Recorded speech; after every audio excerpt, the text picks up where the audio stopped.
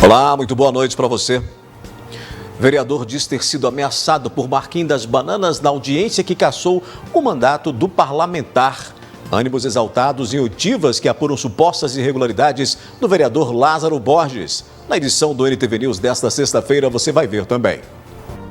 Morre a cantora Marília Mendonça aos 26 anos de idade em acidente de avião no interior de Minas. Veículo com peça furtada em São Paulo é interceptado pela Polícia Rodoviária Federal na BR-365 em Patos de Minas. Polícia registra furto de materiais em túmulos no cemitério Santa Cruz. Governador de Minas Gerais visita a região e se encontra com lideranças do Alto Paranaíba. Maior demanda de prefeitos é para a área da saúde. Patense lança livro dedicado à observação do espaço. Futebol, Galo está pronto para duelo com o América no domingo. O RT anuncia o retorno de Wellington Fajardo para comandar o Trovão Azul em 2022. Com leitos públicos sem internações Covid, Patos de Minas registra apenas um novo caso da doença. E comerciantes reclamam de transtornos provocados por obra da Copasa. Destaques do NTV News que começa a partir de agora.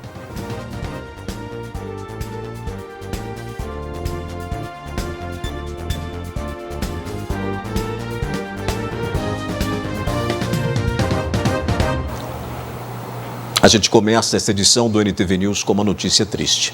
A cantora Marília Mendonça morreu na tarde desta sexta-feira em um acidente aéreo ocorrido no meio rural do município de Piedade de Caratinga, no Vale do Rio Doce, em Minas Gerais.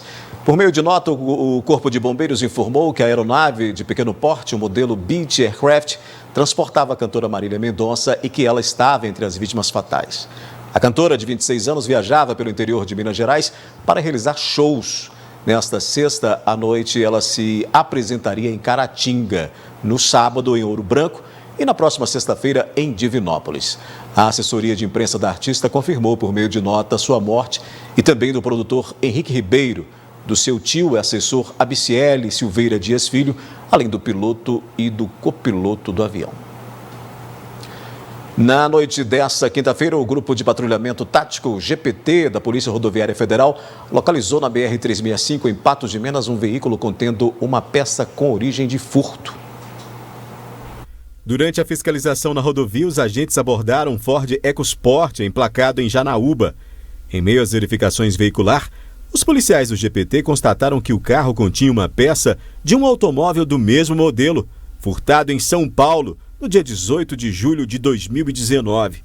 O motorista contou aos agentes que mora em Ribeirão Preto, São Paulo, mas que adquiriu o veículo na cidade de Janaúba, região norte de Minas Gerais. Diante dos indícios, a ocorrência foi encaminhada para a Polícia Civil em Patos de Minas, que deverá dar prosseguimento às investigações sobre este caso. A Polícia Militar registrou ocorrência de furto no cemitério Santa Cruz, em Patos de Minas.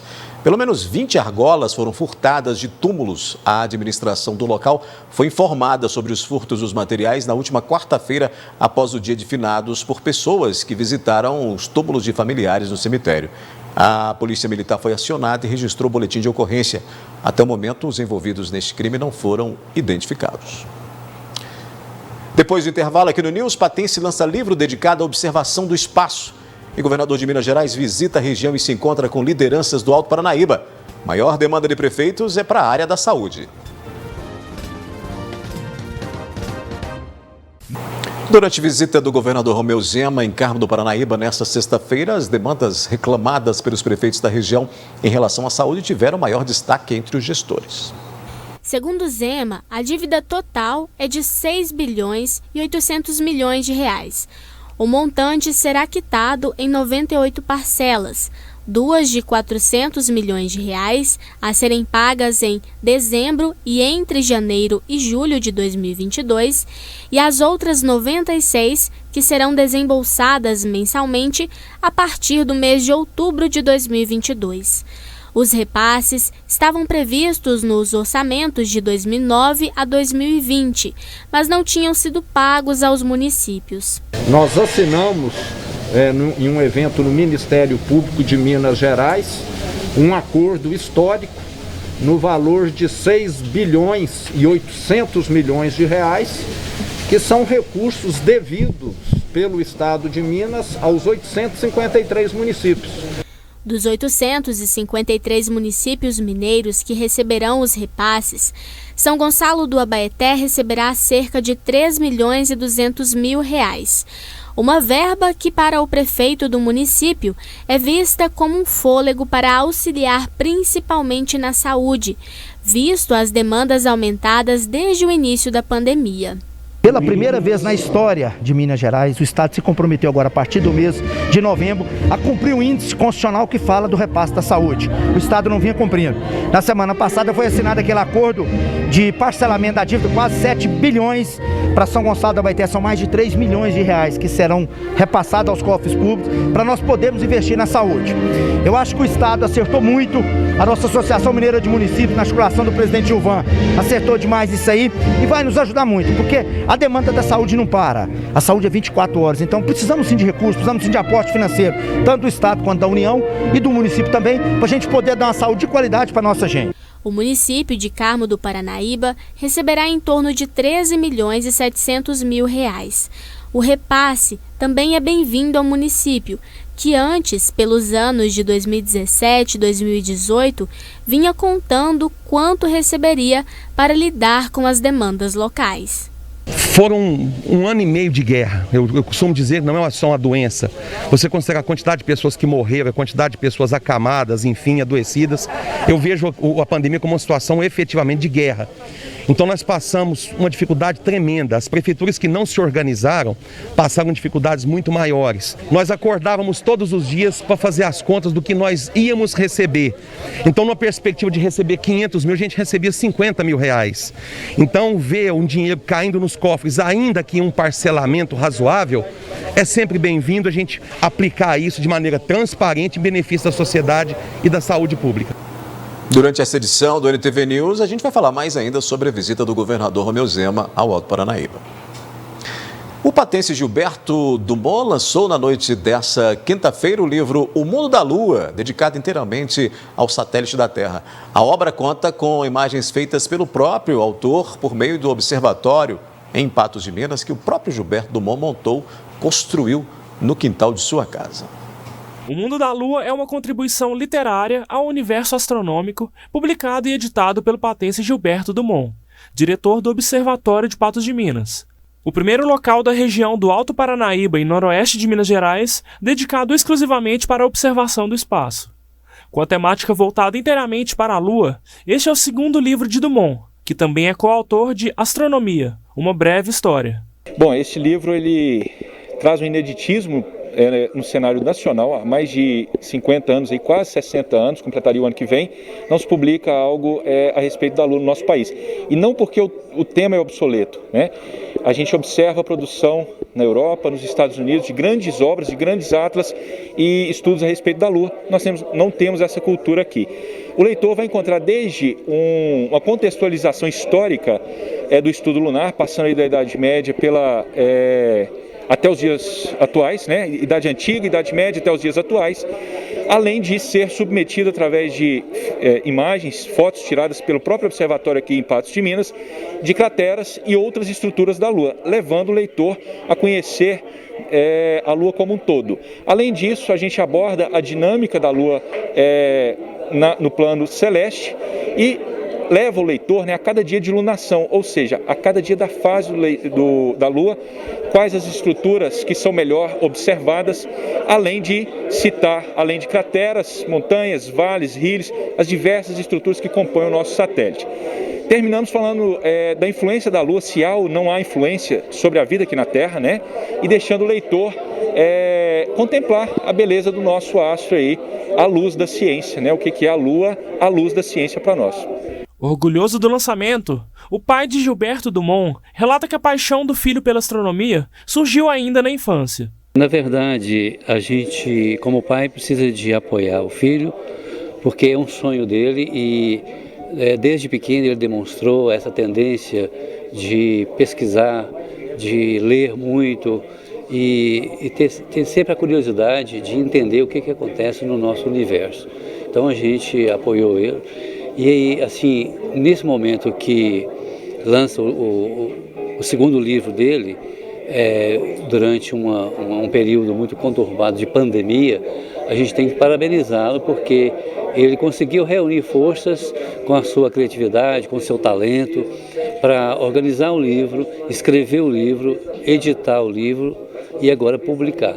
Então a gente tem que parabenizar o Gilberto, que foi um esforço muito grande por parte dele, no sentido de colocar o livro hoje editado e já levando esse livro para todo o país e daqui uns dias provavelmente para outros países do mundo.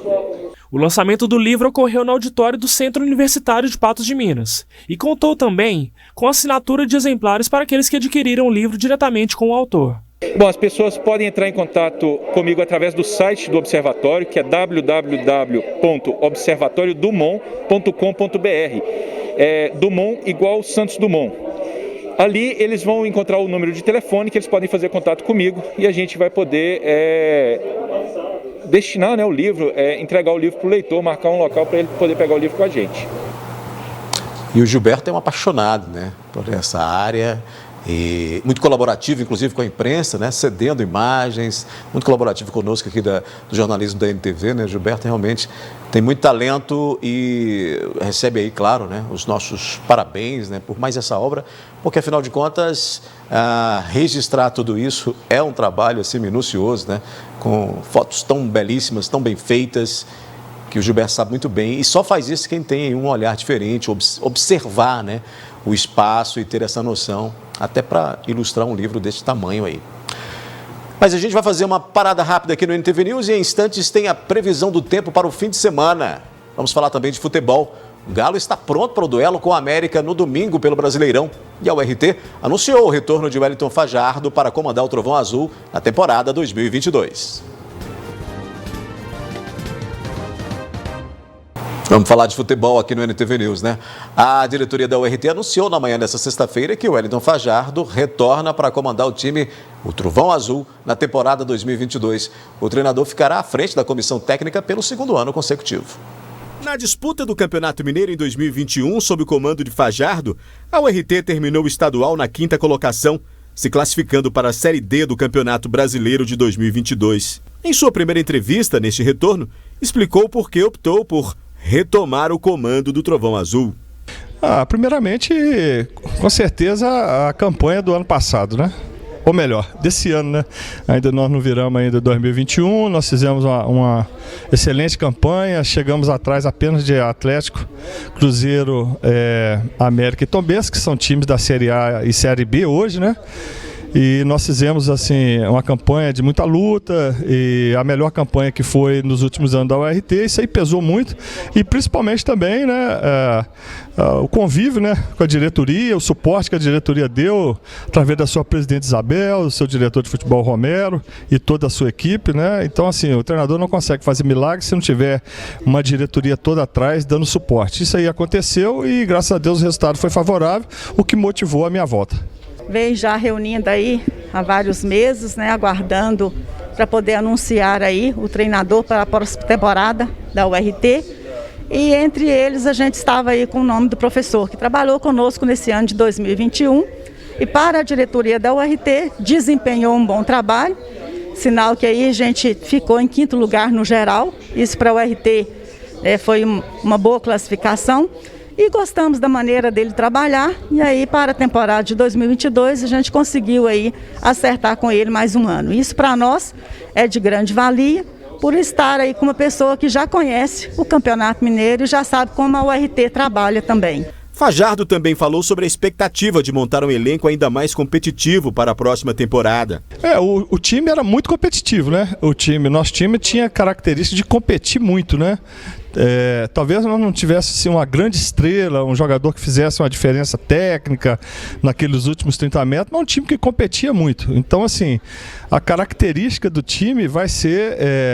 eu lembro até que na minha apresentação aqui eu citei o nome do clube, né? O nome do clube chama União Recreativa dos Trabalhadores. Então, assim, a gente tinha que honrar o nome do clube, que no final dele está escrito ali, trabalhadores. Nós tínhamos que ser grandes trabalhadores, trabalhar no dia a dia, trabalhar com muita energia, com muita garra, para poder levar esse time no posto que nós levamos. Hoje nós conseguimos. Com a possibilidade dos clubes mineiros ficarem sem os recursos dos direitos de imagem, devido a um desacordo com a emissora detentora das transmissões, a presidente da URT disse que busca alternativas para conseguir manter os gastos com o time.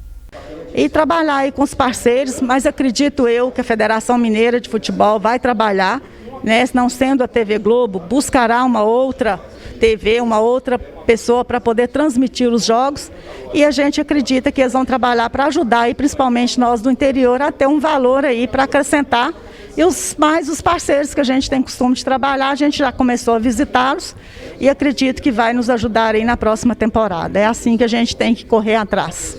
Wellington Fajardo disse ainda que já vinha conversando com a direção de futebol da URT sobre a montagem do novo grupo, mas ainda não cita nomes que estejam sendo sondados ou já acertados. Não tem, tá tudo ainda em bastidor. Hoje é muito complicado você citar nome de um ou de outro, né? Porque, né, o mercado hoje é muito agressivo, né? Então as coisas têm que ser de bastidor, só na hora que tiver assinado, que provavelmente eles vão revelar. Uma dificuldade enfrentada pelos clubes do interior é justamente esse período de treino, né? Esse período de pré-temporada aí para enfrentar um campeonato mineiro em pé de igualdade com os grandes da capital, né? E com outros clubes que estão aí já jogando há mais tempo, porque tem um calendário maior. A dificuldade para o clube do interior é manter um elenco sem jogar. Não é possível isso, né? Por isso, a URT termina ali a temporada, termina o Mineiro, libera seus jogadores, depois, quando começa de novo, recontrata. Diferente do ano que vem, quando vai ter aí um calendário mais cheio, né? Um ano com a Série D, né? Que deve disputar. Tem ainda uma possibilidade menor, mas pode acontecer de Copa do Brasil, mas aí é uma outra história. Mas o que vale é isso, né? Ter mais prazo para poder trabalhar. Até porque o Wellington Fajardo deixou o time quase que na zona de classificação ali, mas ficou na quinta colocação, justamente porque teve um período menor para poder adaptar esses jogadores, né? Não teve tempo suficiente para fazer uma boa pré-temporada, para deixar esse time afiadinho, enfrentou muitas dificuldades, né? Perdeu pontos preciosos nessa busca aí pelo Mineiro, que é um campeonato muito rápido, muito ágil, então perder fora de casa, perder em casa e empatar, perder esses pontos preciosos acaba dificultando. Mas o Wellington Fajardo teve aí a firmeza de conseguir pelo menos chegar nesse posicionamento aí, né? Teve aí uma arrancada boa, conquistando aí essa quinta colocação. É um bom treinador e a URT só ganha com isso. Agora, essa dificuldade aí financeira que pode ser provocada por causa da falta da transmissão aí da detentora, né? Na rede aberta de TV, dos jogos, pode ser aí um fator muito prejudicial aí para todas essas equipes que vão ter que buscar patrocínios maiores para manter esses elencos, que não é barato, né? Os times do interior já têm uma dificuldade e com a falta de dinheiro a situação fica realmente muito complicada. E a gente deseja toda sorte aí para o Wellington Fajardo nessa temporada aí em que ele vai novamente estar à frente da URT. Ainda sobre futebol, no Atlético hoje foi dia de homenagem para o volante Alan, que vive uma grande fase pelo Alvinegro Mineiro na busca pelo título do Campeonato Brasileiro. Alan treina forte, visando aí o clássico de domingo, às 16 horas, contra o América no Gigante da Pampulha, pela 30ª rodada da competição. Antes do início da coletiva, o volante Alan recebeu das mãos do ex-goleiro Victor uma placa e camisa em comemoração aos seus 100 jogos completados pelo Atlético na última quarta-feira. Muito bom a torcida tá com a gente nesse momento tão importante, né? Essa reta final. A gente sabe a importância da torcida, o peso que a torcida do Atlético tem. E a gente fica muito feliz de entrar em campo com o estádio lotado.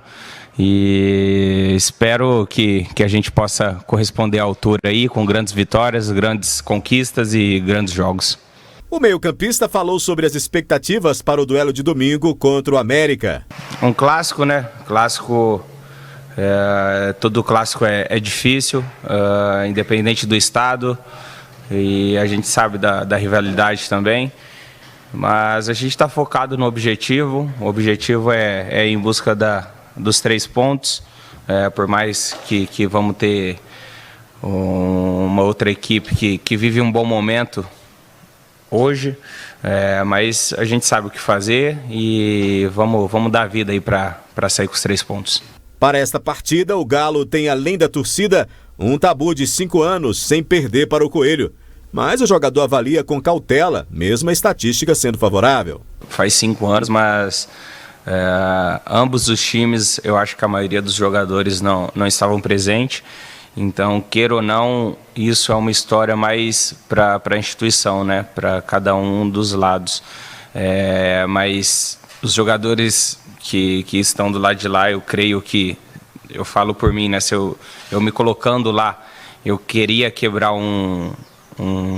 vamos se dizer, um recorde,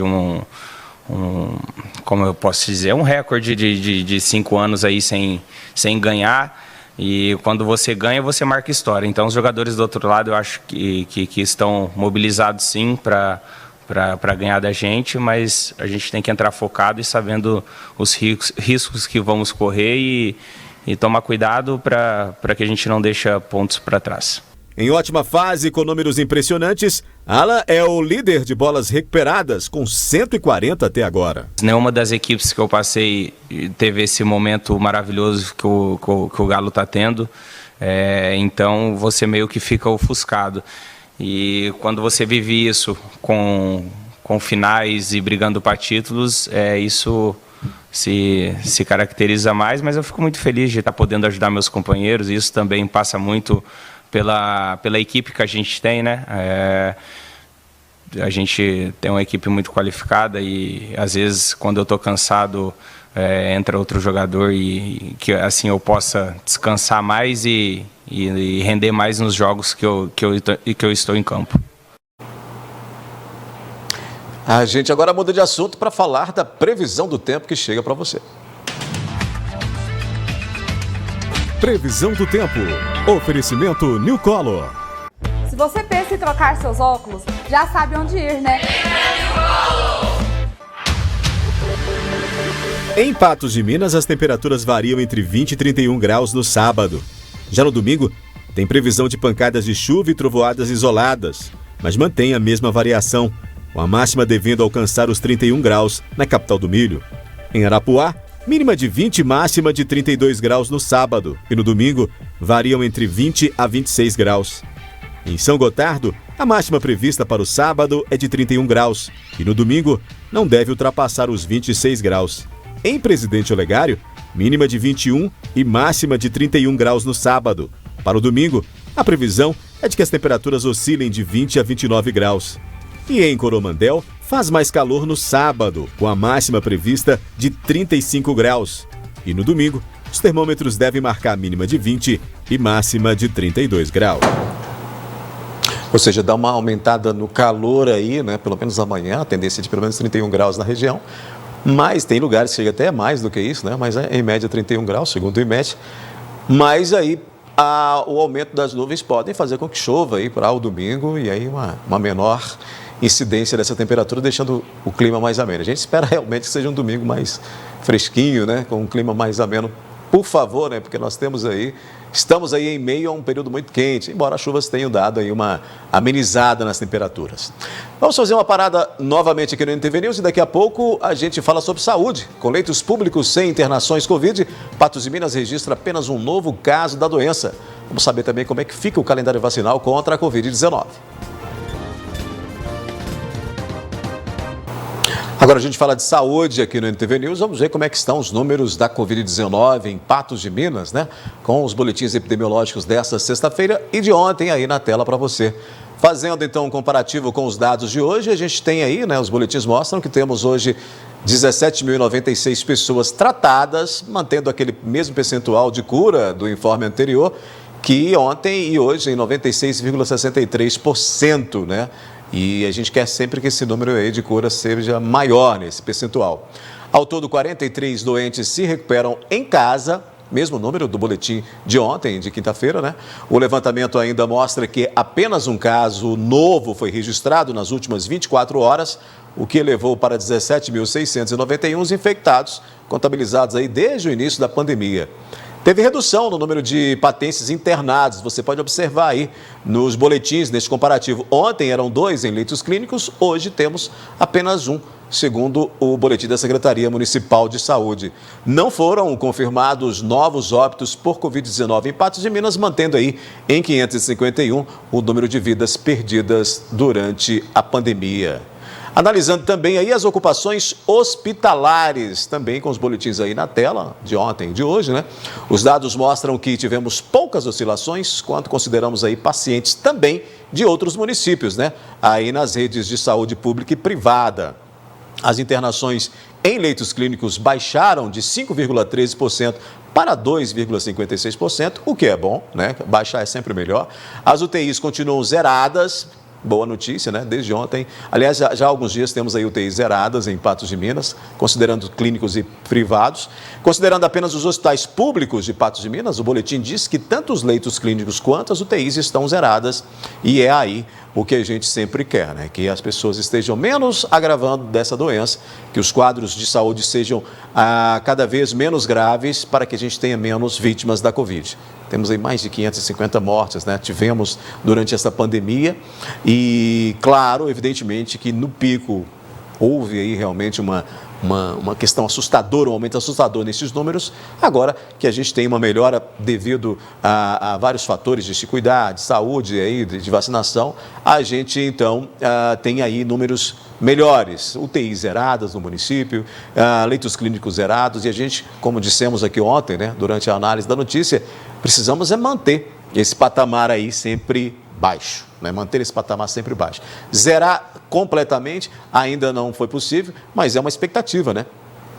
Uma vez que mais grupos se imunizem, uma vez que mais grupos possam aí estar se cuidando, a gente tem aí uma expectativa de que a gente chegue a zerar isso, o que vai ser maravilhoso, já que nós temos aí um estado de praticamente normalidade, com todas as atividades econômicas liberadas, né, com todos os estabelecimentos comerciais aí funcionando como no período pré-pandemia, né, e até porque a economia nesse período sofreu muito e aí com a retomada ou as retomadas foi realmente se reajustando e tenta respirar, né, até porque não é só a pandemia, nós estamos em meio a uma crise econômica também que impacta para todos esses setores, impacta nas comercializações, consequentemente impacta aí nas demissões, no número de contratações.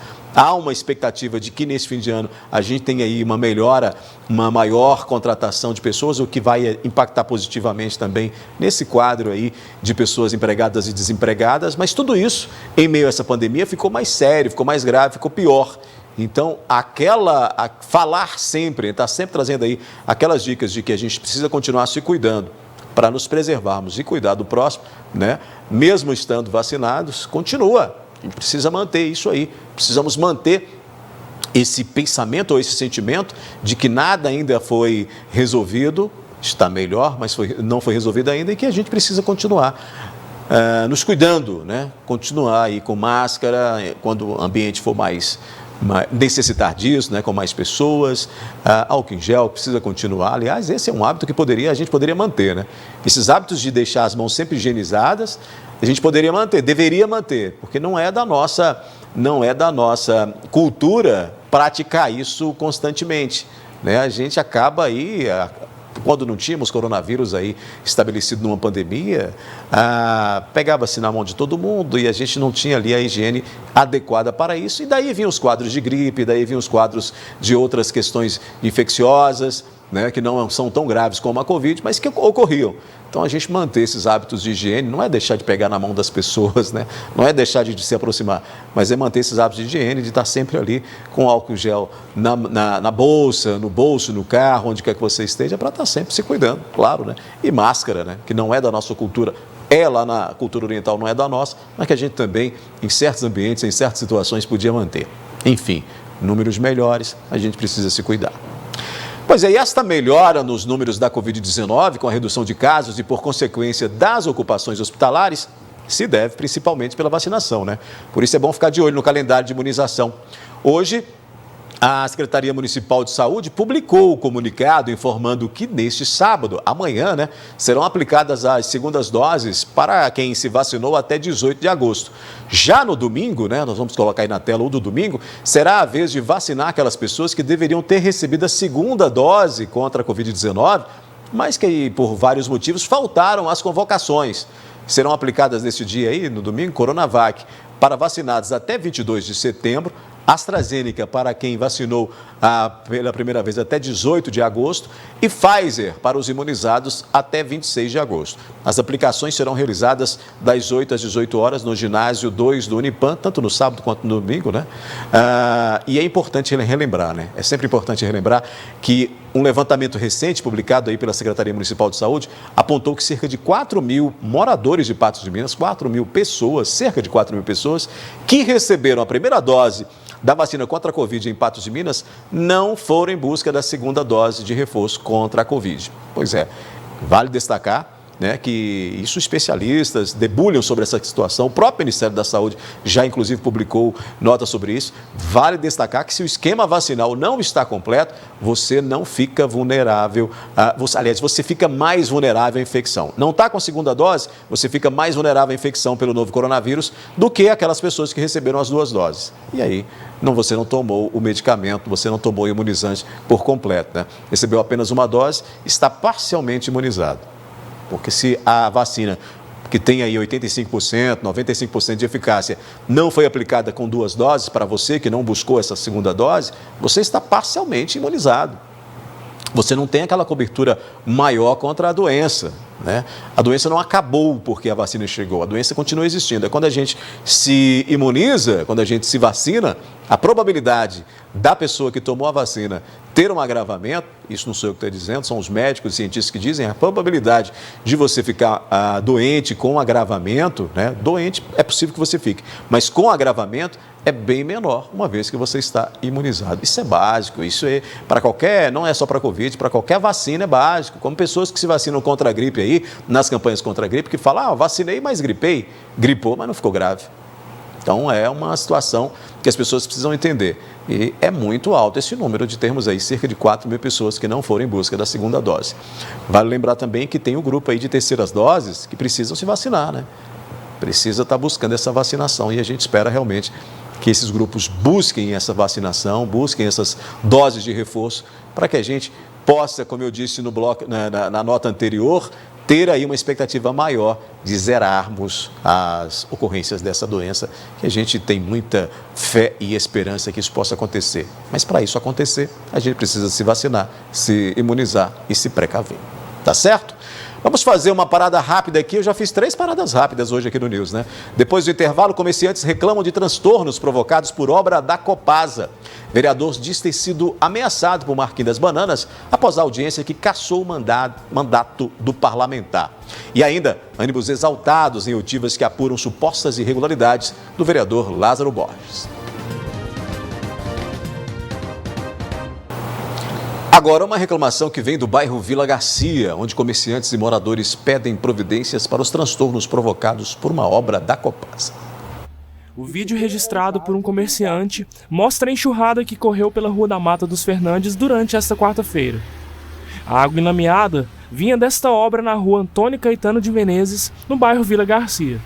O vazamento provocou caos aos moradores da região e, com a terra seca no dia seguinte, prejudica os comerciantes das ruas Getúlio Borges e Mata dos Fernandes, que precisam efetuar a limpeza das calçadas e estabelecimentos diversas vezes ao dia para tentar conter a poeira incessante. Vai estar sendo um incômodo, desde antes que não tem bueiro nem na rua aqui, nem de jeito da água escoar, agora veio essa obra que está prejudicando moradores e comerciantes, que quando assim, não vem poeira, agora quando chove vem a água, a lama, tanto prejudicar a gente sujando a casa, o risco de cair, igual eu ando de moto também. Ontem eu quase caí na esquina aqui, que eu moro logo aqui, tanto está incômodo na Getúlio Borges, que é aqui do lado, como na Rua da Mata, que é a rua mais de comércios. E fora a interdição também que estão fazendo. Eu sei que eles fazem o buraco e deixam a terra e não termina a obra que eles começam no dia, tá sendo prejudicado de várias maneiras, toda a região aqui, a rua e o bairro próximo também. Além da poeira, o mototaxista Erlito dos Santos também se queixa da constante falta de água e pelo fato de não ter sido avisado de que isso iria acontecer e nem de como a situação será resolvida pela empresa de saneamento. A situação é de muito transtorno aqui na Rua da Mata, em que os comerciantes se desdobram para poder efetuar a limpeza. Aqui é possível ver um açougueiro efetuando a terceira limpeza do dia nessa calçada. Do outro lado da rua, a gente tem um proprietário de uma queijaria que também varre a calçada pela 4ª vez no dia. Indignada com a situação, a comerciante Fernanda Lopes tentou resposta de autoridades por meio das redes sociais, mas não foi respondida. A gente limpa, mas infelizmente não tá dando. Vocês podem ver aqui como muita gente tem postado, como muita gente tem divulgado aí nas redes sociais, pedindo providências, porque a gente limpa as lojas, as coisas estão sujas. Eu fico olhando aqui nosso comerciante ali, o Vanderlei, ele trabalha com coisa de comida também. Você chega ali na loja dele, tá puro terra as coisas. Então assim, eu acho que tá passando a hora da Copasa tomar vergonha na cara e começar a ajudar a gente aqui, né? Porque não tem escoamento, a terra que vem de lá de cima, direto isso acontece e a sujeira tá demais. E assim, a gente pede providências, porque nós comerciantes, não tem como que você fica com a loja nesse barro que tá, a gente limpa, a gente lava, mas não tá adiantando, porque a poeira tá demais, muito mesmo. Os responsáveis pela obra terceirizada pela Copasa afirmam que o vazamento já foi contido e que a limpeza do local é realizada todos os dias. Entretanto, os moradores afirmam o contrário. Eles contam que a prefeitura enviou um caminhão-pipa na semana anterior, mas que após 2 dias, a poeira já havia tomado novamente o local. Eles cobram pelo avanço da obra e por mais limpezas nas ruas, para amenizar os transtornos. O comerciante está sofrendo, eu sou morador, está sofrendo, quando é lama é poeira. Você também está verificando aí, poeira aí para todo lado. Tem uma padaria aqui, os biscoitos lá tá recheado de poeira por cima. E acho que o pessoal liga na prefeitura, eles falam que é Copasa, liga na Copasa, eles ficam calados. Tá difícil, mas a NTV vai ajudar nós aí a resolver esse problema. Nem sei quem mais fala, que todo mundo a gente busca uma informação num lugar e num outro, acaba sendo um perca de tempo, né? A gente pensa que vai ser só hoje, acaba deixando para depois ligar ou ir tentar resolver e aí está ficando assim, né? Que a gente não acredita mais que também ligar vai adiantar, né? É claro que a obra é necessária fazer para melhorias, né? Mas fazer ela e terminar no dia, né? Não deixar a terra no meio da rua, ficar esse transtorno para todo mundo, né? Que fazer é necessário, sim. Pois é, em nota, a Copasa informou que técnicos da companhia estão realizando a limpeza das ruas Getúlio Borges e Mata dos Fernandes, no bairro Bela Vista, em Patos de Minas, nesta sexta-feira. Ou realizaram, né? Porque a nota chegou no meio da tarde. A chuva que atingiu a região no fim da tarde de quarta-feira, de acordo com o texto, provocou uma forte enxurrada, causando um carreamento da terra de obra de ampliação do sistema de abastecimento de água executada na rua Antônio Caetano de Menezes, disse a nota da Copasa. Ainda segundo o texto, a recomposição da vala foi realizada ontem, na quinta-feira, e que ainda em decorrência da chuva também foi registrado um vazamento no local, o qual também, segundo a Copasa, já foi corrigido. O governador Romeu Zema visitou hoje municípios do Alto Paranaíba. O jornalismo da NTV acompanhou o encontro do gestor do estado com lideranças políticas em Carmo do Paranaíba. Na oportunidade, Zema falou a respeito do objetivo de sua vinda ao município de Carmo do Paranaíba. Sei que um dos problemas que temos aqui na região, que é semelhante a outras regiões do estado, é a questão de falta de energia elétrica. Muitos agricultores gostariam de ter mais energia ou uma energia de mais qualidade. Muitas empresas a mesma questão. E nós estamos trabalhando para que esse problema seja solucionado. É um problema que foi gerado devido a CEMIG, nos últimos 15 anos, ter investido fora de Minas e não em Minas Gerais. E isso hoje acaba sendo um entrave ao desenvolvimento do estado. Zema falou ainda durante o evento sobre os repasses aos municípios para a finalização de obras que estavam paralisadas, sobre a demanda por estrada que liga Carmo do Paranaíba à Serra do Salitre, reformas nas escolas estaduais, o trabalho desenvolvido pelas forças de segurança do Estado com a redução da criminalidade e a principal questão apontada pelos municípios na área da saúde, que carece de maior atenção. Saúde no estado, principalmente antes da nossa gestão, foi extremamente relegada a um segundo plano.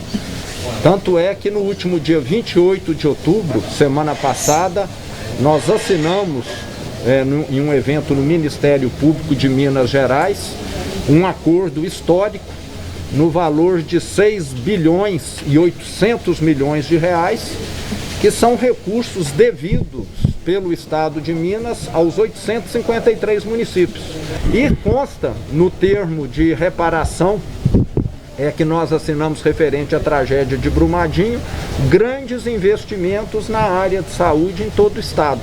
A conclusão dos hospitais regionais e melhoria em outras unidades existentes. Por fim, Zema também ressaltou que o Estado possui uma dívida de 140 bilhões de reais, que não foi paga ainda devido a uma liminar na Justiça.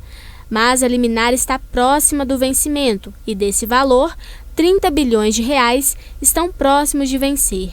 Entretanto, Zema afirmou que está em conversa constante com a Assembleia para que seja revisto o regime de recuperação fiscal, que permite o parcelamento da dívida em 30 anos. Ainda sobre a visita, depois de Carmo do Paranaíba, o governador também esteve em Rio Paranaíba para a entrega de uma unidade básica de saúde. Depois da sessão de julgamento desta quinta-feira, que determinou a cassação de mandato do Marquinhos das Bananas, o vereador teria proferido ameaças contra Gladstone Gabriel, seu então companheiro ali de legislativo. O vereador chegou a acionar a polícia e registrou o boletim de ocorrências. Hoje, Gladstone falou sobre a situação e disse ter ficado surpreso com o que aconteceu. A reunião de quinta-feira, quando houve a votação pela cassação ou arquivamento do processo contra o vereador Marquinhos das Bananas, se encerrou quando o mínimo de votos necessários foram obtidos para a cassação do vereador, acusado de assediar sexualmente uma ex-assessora parlamentar. O vereador deixou o local instantes após a decisão e não concedeu entrevistas à imprensa. Ao término da reunião, a Polícia Militar foi acionada pelo vereador Gladstone Gabriel, que alegou ter sido ameaçado por Marquinhos das Bananas. Ontem, no momento que terminou a votação, eu recebi até com surpresa essa manifestação do Marquinhos, porque eu estava sentado conversando com a vereadora Beth e do nada, do outro lado do plenário, ele aponta o dedo para mim e fala: você vai acertar comigo, abre o olho comigo. Várias outras pessoas ficaram espantadas porque não entenderam aquela colocação, de fato eu também não, né? Me senti surpreso e fiquei muito chateado com a situação, eu não esperava essa postura. O vereador Gladstone informou ainda que a ex-assessora procurou o gabinete dele pedindo orientações sobre o que fazer. Há umas 3 semanas atrás, nós inclusive conversamos, o Marquinhos e eu, ele veio até mim e falou assim: Gladstone, eu até entendo que você está do lado da ex-assessora. Eu falei: não, espera aí, não estou do lado da ex-assessora. O que aconteceu foi, a ex-assessora dele procurou o meu gabinete, não a minha pessoa, procurou uma assessora minha, e ao conversar com essa assessora minha, pediu ajuda para a minha assessora. A minha assessora veio até mim e falou assim: precisamos fazer alguma coisa, porque ela queixa que está sendo assediada, que está sendo, pelo vereador. Eu falei: olha, eu não posso tomar partido de algo que a gente entenda que possa ser boato. O que é necessário fazer é oficializar, formalizar a situação. E o que foi feito posteriormente. Gladstone registrou o boletim de ocorrência sobre as ameaças, mas ainda não decidiu se vai representar na delegacia de polícia civil ou não. Mas informou que esta foi a primeira vez que houve atrito entre os dois. De forma alguma não tivemos, inclusive tem indicações, que são aquelas indicações que a gente faz no gabinete pedindo interposição do executivo, algumas obras dentro da cidade, que inclusive dei com a autoria minha para ele poder participar nesses projetos. A gente espera que fique só nisso, né? A gente espera que a situação não piore, não ocorram novas ameaças, né? Até porque essa situação ontem era um momento realmente ali de muita tensão, né? E aí talvez tenha provocado isso. E nessa sexta-feira foi realizada audiência na Câmara para as oitivas relacionadas à denúncia de suposta compra de votos que teria sido feita aí pelo vereador Lázaro Borges. Na audiência desta sexta-feira foram ouvidos Zizico do Cabral, que é da zona rural de Patos de Minas, e que teria recebido Lázaro e Chiquinho em sua casa como cabo eleitoral na presença da testemunha Gilberto Antônio de Souza e deixado os materiais da campanha. Lucas Aslan, ex-assessor, que teria presenciado a discórdia da contratação do senhor Chiquinho com o vereador denunciado, e Gilberto Antônio de Souza, quem teria presenciado as negociações e o trabalho do senhor Chiquinho na campanha eleitoral junto com Lázaro Borges como cabo eleitoral. Em alguns momentos, o advogado de Lázaro Borges solicitou que alguns dos depoentes não fossem ouvidos. Em outras circunstâncias, os ânimos se exaltaram entre os informantes e a defesa. Já era de se esperar que isso fosse acontecer, que os ânimos fossem se exaltar, até porque seguimos perfeitamente todos os ritos feitos através da reconsideração judicial, né? Não cerceamos em momento algum o direito de defesa do denunciado, no caso o vereador Lázaro, né? Isso foi muito abrangido e defendido aqui. As pessoas intimadas foram ouvidas como informantes, então era necessário, né, toda uma construção da história de como tudo ocorreu para que a gente possa, ao final, fazer o relatório da forma mais imparcial possível, levando todos os quesitos apresentados. Para a acusação, os depoimentos foram satisfatórios. Feitos, né, provando agora com esse ato dessa audiência, né, das oitivas das testemunhas de acusação, provados os fatos, provadas as verdades, né, alegadas na inicial, na denúncia, e tudo que foi comentado e colhido durante os depoimentos.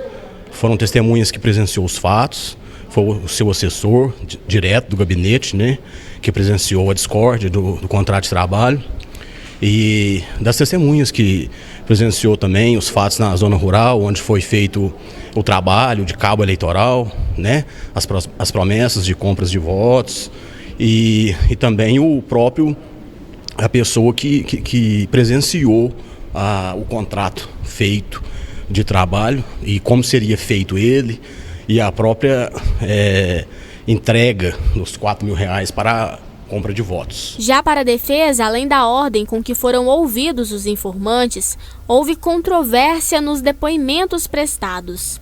Primeiro as testemunhas da defesa e depois foram ouvidas as testemunhas da acusação. Isso não existe em nenhum tipo de processo. Nós suscitamos isso, inclusive, e esperamos que seja reconhecido na esfera judicial, já que na esfera da comissão parlamentar isso não foi resolvido.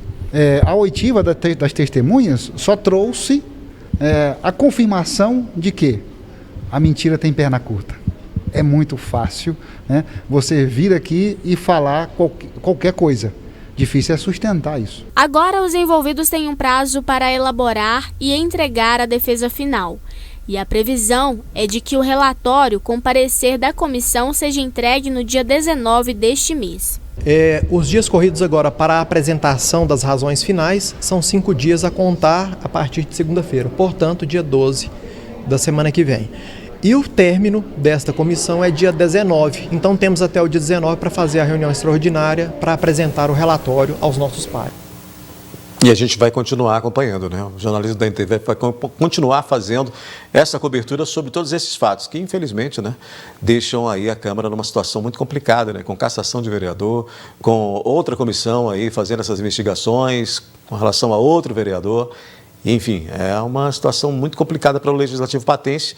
Algo assim inédito na história, como foi a cassação do vereador Marquinhos das Bananas, e agora com essa outra denúncia aí sendo avaliada, a gente vai realmente fazer a cobertura de tudo isso, como preconiza, né, todo o trabalho do jornalismo, como já é uma tradição da NTV de fazer as coberturas dos fatos que acontecem em Patos de Minas e em toda a nossa região. Com essa a gente encerra o NTV News de hoje e a gente se encontra amanhã. Até lá.